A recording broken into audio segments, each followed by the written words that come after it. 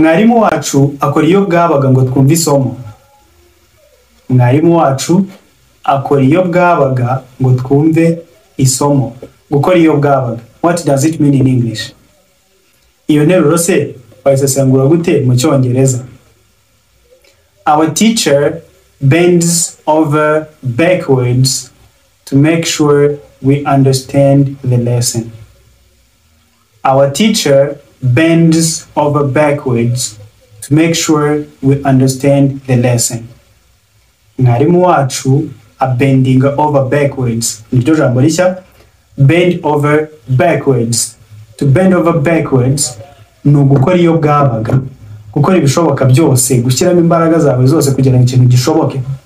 Rero our teacher bends over backwards to make sure, akora iyo bwabaga kugira ngo, to make sure, kugira ngo ahamye neza ko we understand the lesson, kugira ngo ahamye neza ko turi kumva isomo. Ntako mwarimu abatagize kugira ngo twumve isomo. Wari bwageze muri shop wenda ushaka kwigurira ikintu kimwe. Let's take an example. Ujya muri shop urashaka kugura amasocks gusa, ariko wageraho ugasanga rwose hari abantu bafite customer care iri ku rwego rwo hejuru, bagahita bakuzanira amakote, bakakuzanira amashati, wababwira uti ntabwo mbishaka, bakazana n'inkweto batirika izi ngizo wazikunda, urabona ko rwose biranajyanye, bati wagira ngo ni wowe zaremewe. Bakagerageza gukora ibishoboka byose kugira ngo ube wagura. Abo bantu baba bari ku bending over backwards, bari gukora iyo bwabaga. Ku bending over backwards hari n'igihe hazamo no kwinginga cyane, kwingingiriza, sometimes to bend over backwards. Nabo rero ugiye gusobanura ibyo bintu bari gukora, ushobora kuvuga ngo they are bending over backwards to please the customers. Bari gukora iyo bwabaga kugira ngo bashimishe abakiriya.